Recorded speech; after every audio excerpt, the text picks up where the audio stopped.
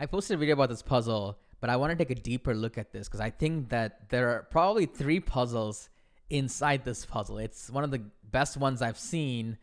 I want you to take a moment here, if you don't know this one, to see what can white play here to win the game.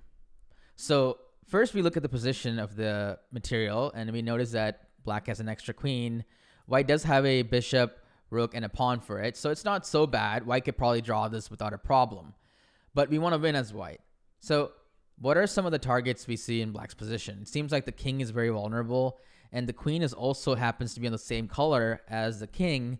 So we should look for some sort of forcing moves here that could potentially set up a skewer or even checkmate. So there are several checks here for white, but the one that doesn't push the king to a black square and instead tries to push the king to a white square is rook a5. It's a great move. So now the king has many choices: king c6, king e6, king e4, and king c4. There's also one more defense. If you're really astute here, it's very important to look for your opponent's best defense. There's also pawn b5. This one is actually the most challenging one. So let's get the easy ones out the way. King c6, we have bishop a4 skewer. The theme of this puzzle is actually skewer completely and the power of teamwork. Bishop and rook working together. So king e6, we have bishop g4 check. Pretty good. And king c4 is fairly simple. We just look at, what is the problem with the last move? That's a good question to ask. When you calculate your opponent's response, ask, what is the drawback of it? Can I take advantage of it? Okay, the king has no moves. Bishop e2 is checkmate. So we have b5 and king e4 left. So in the other video I made, I put king e4, and I only left a side note to b5. I want to look at this one first. b5. It's an amazing idea for black here to defend. So first b5, we take. Now if you notice, the rook is blocking this diagonal. So black has an extra defense, which I didn't mention before, and I really think y'all should see this. So first of all, if king c4, this is a nice little mate. Cool. If king e4, it transposes to the original position. So let's look at king c6. How does white win in this position? The rook's under attack, and there's no clear skewer. So the concept I want to introduce you to is the concept of the quiet move, the silent move. So oftentimes, a lot of puzzles have this check, sacrifice, capture, but the more sneakier, the level beyond that is the quiet threat. That the threat is so high, the potential threats is so much that this move is better than any obvious immediate check. So the quiet move here is to set up a discovered attack with bishop a4. Now we're threatening just to move the rook away anywhere, and then there's a skewer. So black needs to move the king or the queen away. But if you go king c7, we have rook b7 check. So what about queen anywhere else? Queen h7, but we have this discovered check. So it seems like wherever the queen moves, there's going to be a discovered check, except one move. Can you see that one? The queen needs to stay close to the opponent's king, so that when we do a discovered check, the king can take the rook. So queen c7, the only defense.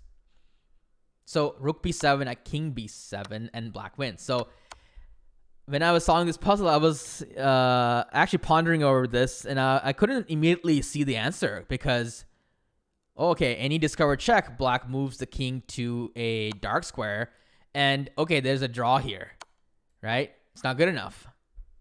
So is there a mistake in this puzzle? No, that's what makes this so good. What do we want to do? We need to make another quiet move. We had to go deeper. So what move do we really want to make? I want to go rook c5 check here. But the problem is king takes c5, right? What's black's next move? d5 probably, to give the queen more room. So first I looked at c4, doing nothing. d5 maybe I could take, but then they have this a6 move, pushing the rook away, and wherever the rook moves, the king will find solace on a dark square. So then I understood what I should do. Pawn b4, another quiet move.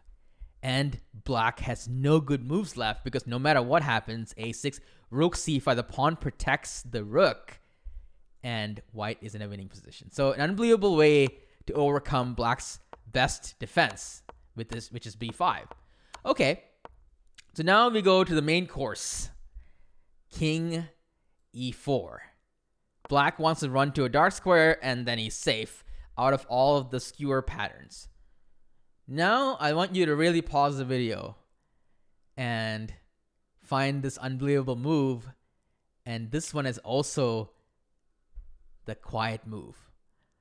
The potential threat is so much greater than any immediate check or attack we can make. We have so many moves like bishop g4, bishop c2, bishop a4, rook a4 check. All of them are bad. The unbelievable move is to sacrifice the rook on f5. I mean, this move is so beautiful. The idea is to checkmate the king because we put it in a box. Right? The king has no moves. And the rook is poisoned. It's immune from all attacks because if king takes this skewer, the power of teamwork, right? The pawn is protecting the bishop, the best buds. This is winning. And if queen takes rook, skewer, winning the game. And if do nothing, this is checkmate. Oh, I forgot one more thing. The third puzzle within the puzzle. So this is the first. The b5 was second. There's one more defensive try. The best try for black actually is b5 takes, I forgot about this, queen takes b5. Obviously we should look at this. Now, the move for white is a double deflection attraction kind of move. A fork that pulls the pieces into alignment with c4. An unbelievable move. If they take with the king, we do this. And this is an easy win because of the outside pass pawn. This pawn, it's the rule of the square says that this king will never cast this pawn. But the challenging defense for black, the puzzle within the puzzle, is queen takes c4, bishop b3. It looks like white's winning, but queen takes b3. Doubling the pawns. And this king is actually easily within the square of the pawn. So the king can cast the pawn. So black plays king e4.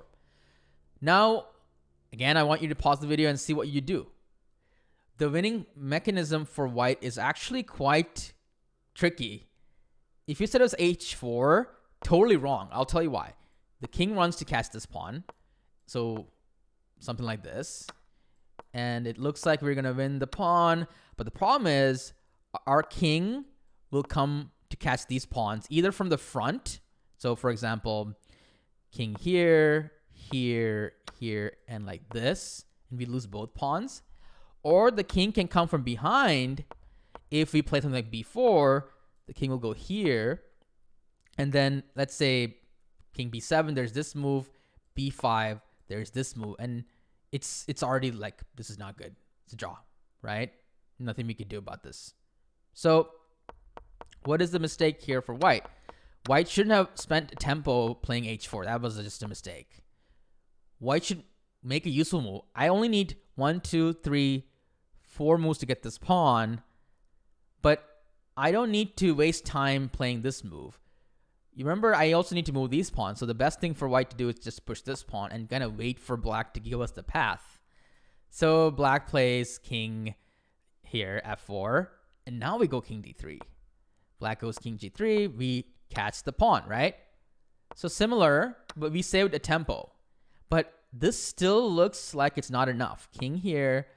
If you go king c6, king e4, king b7, king d4 takes... Oh, man, you just missed the train, right? So it's a draw. What about b5 here? Okay, we're getting warmer. b5, king d4. Now what? If you go b6, king takes b6, there's king c4, right? That's a draw still. The winning move for white is actually surprisingly still b6 or b4, but let's say first b4, king c4, and now can you see it? We need to basically bring this pawn closer to our king and then replace the pawn. So b6 takes, They had to take because otherwise we would make a queen. And then b5. And now we get to protect the pawn without going all the way away from the pawn. And white is winning. So 3 puzzles within the starting position. It's one of the most complicated ones I've seen. I hope you enjoyed it. And I'll see you in the next video.